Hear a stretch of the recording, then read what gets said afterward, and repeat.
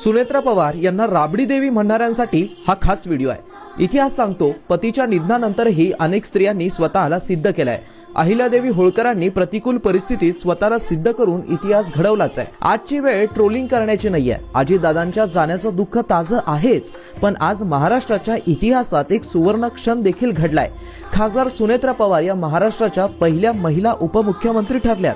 पण दुर्दैवानं या गौरवपूर्ण क्षणी काही लोक समाज माध्यमांवरून त्यांना अतिशय खालच्या पातळीवरती जाऊन ट्रोल करतायत। ही मानसिकता अतिशय घातक आहे। अजितदादांच्या जाण्याने राजकीय वस्तुस्थिती बघता काही गोष्टी टाळण्यासाठी, राज्य हितासाठी परिस्थिती समजावून घेऊन जो योग्य निर्णय योग्य वेळी घ्यावा लागतो, तो निर्णय सुनेत्रा पवार यांनी घेतलाय। तो त्यांचा कमकुवतपणा नाहीये, तो धैर्याचा आणि समजूतदार नेतृत्वाचा निर्णय।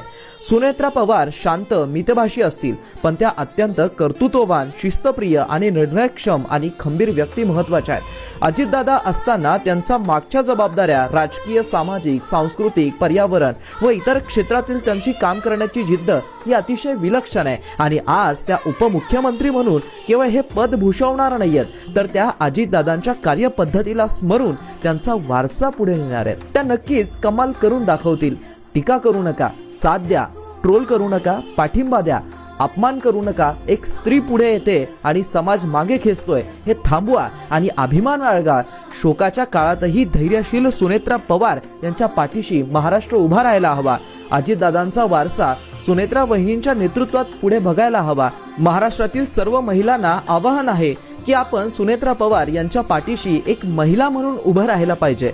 पहिली महिला उपमुख्यमंत्री म्हणून महाराष्ट्राने अभिमान बाळगला पाहिजे। कठीण वेळ नक्कीच आहे, ती कधी कोणावर येईल हे सांगता येत नाही। सुनेत्रा पवार यांच्या पाठीशी उभं राहण्याची हीच खरी वेळ आहे आणि हीच असेल अजितदादा पवार यांना खरी श्रद्धांजली।